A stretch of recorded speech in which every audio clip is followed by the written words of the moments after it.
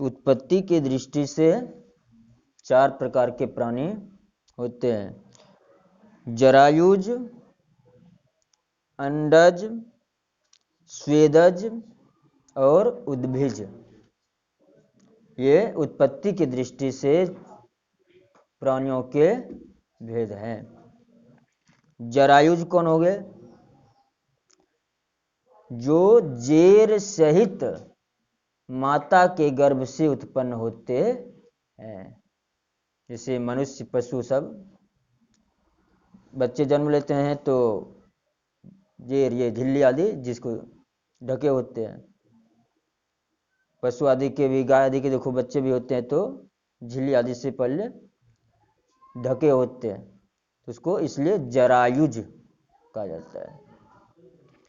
अंडज, जो अंडे के द्वारा उत्पन्न होते हैं, अंडज। स्वेदज, स्वेदज कौन हो गए? यहाँ स्वेद का अर्थ तो पसीना होता है, लेकिन ये स्वेद यानी पसीना उपलक्षण हुआ। उपलक्षण मतलब कि इसके आधार पर अन्य सब भी, जैसे पसीना, गोबर, मलमूत्र आदि गंदे पानी आदि सब में भी जो कीड़े आदि उत्पन्न हो जाते हैं, तो वो सब स्वेदज कहलाते हैं। और फिर उद्भिज, उद्भिज पेड़ पौधे। उद्भिज क्यों नाम पड़ा? जो पृथ्वी को फोड़कर उद यानी ऊपर की ओर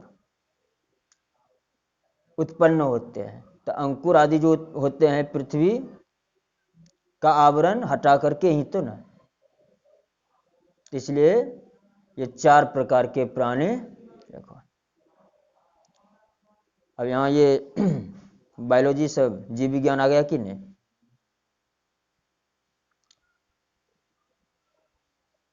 प्राणियों का जो वर्गीकरण 9th सब की क्लास में दिया गया है, जिस प्रकार से शारीरिक संरचना के आधार पर उस सब का वर्गीकरण किया गया है, लेकिन शारीरिक संरचना की दृष्टि से कितना भी कर ले, लेकिन कभी भी उसका लक्षण एक समान नहीं मिल सकता है। अब मनुष्य आदि को देखो किसके साथ रखना पड़ा। कुछ समानता है तो बहुत सारी असमानता भी हो जाती है।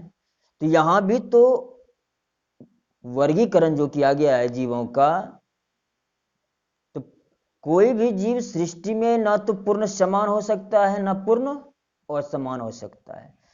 हाँ, कुछ कुछ असमानता के आधार पर, समानता के आधार पर उनका वर्गीकरण, लेकिन यहां जो वर्गीकरण है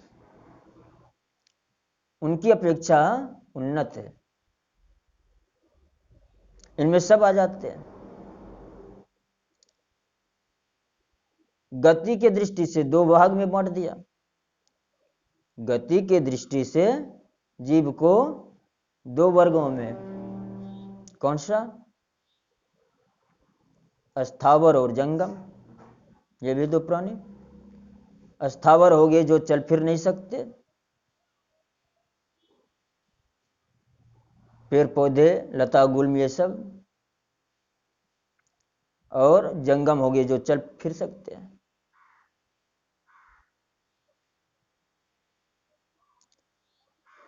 या वायुमंडल के आधार पर 3 वर्ग में फिर बांटा गया है। यह भी पहले से वर्गीकरण किया हुआ है। स्थलचर, जलचर और नभचर। तो ऐसी बात नहीं कि पहले के लोगों को ये सब पशु पक्षियों का ये सब वर्गीकरण नहीं आता था, और भी एक वर्गीकरण है पेड़ पौधे का, फिर उनका भी वर्गीकरण किया गया है। वो सब भी महाभारत में विस्तृत रूप से है।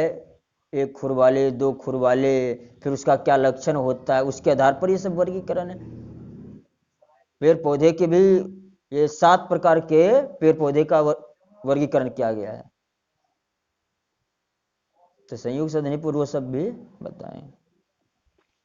तो यही कहा कि ब्रह्मा जी के द्वारा जो ये 4 प्रकार के सृष्टि प्राणी रचे जाते हैं, उत्पन्न किए जाते हैं, तो उन्हें एकमात्र आप ही अच्छी तरह देख पाते हैं। यानी सबसे पहले,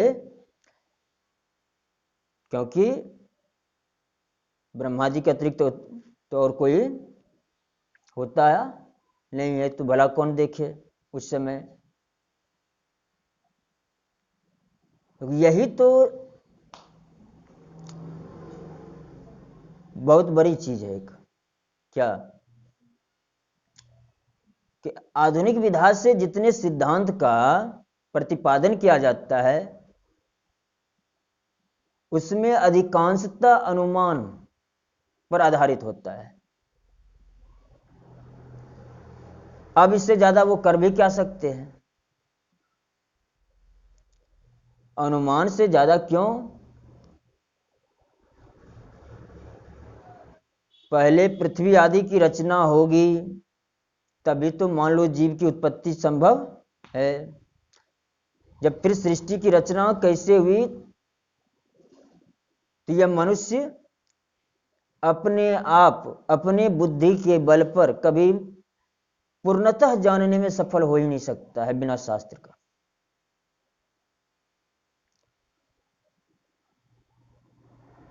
कार्य कभी भी अपने कारण को, कार्य कभी भी अपने कारण को पूर्णतः जानने में समर्थ नहीं हो सकता है। जैसे कोई भी संतान, बेटा हो बेटी हो, जब तक उनके माता पिता खुद उनको ना बता दे मैं ही तुम्हारी माँ हूं, मैं ही तुम्हारा पिता हूं, क्या वो बच्चे अपने आप जानने में समर्थ हो सकते हैं?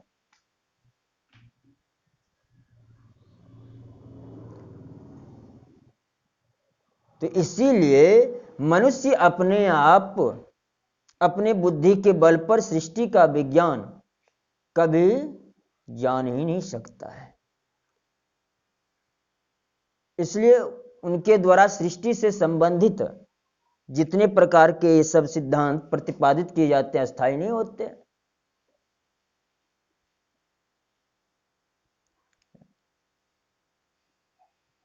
मान लो ब्रह्मांड की उत्पत्ति के संबंध में जितने भी सिद्धांत बहुत सारे विद्वानों के द्वारा प्रतिपादित किए गए, तो उनका क्या हुआ?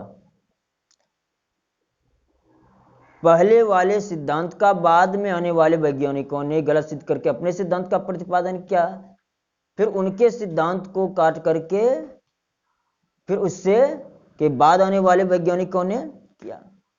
अब मान लो इस समय बिग बैंग सिद्धांत प्रचलित है थोड़ा, ज्यादातर मतलब वैज्ञानिकों सबके बीच में, लेकिन उस पर भी अब उंगलियां उठने लगी। मतलब उंगलियां वही लोग बाद में उसी के वर्ग के लोग उठाने लगते हैं। इस वर्ग के जो है, इस वर्ग के मतलब अध्यात्म वर्ग के, वो तो पहले उसका तो सिद्धांत निश्चित है, वो कभी बदलता नहीं, अपने आप कुछ हो ही नहीं सकता है।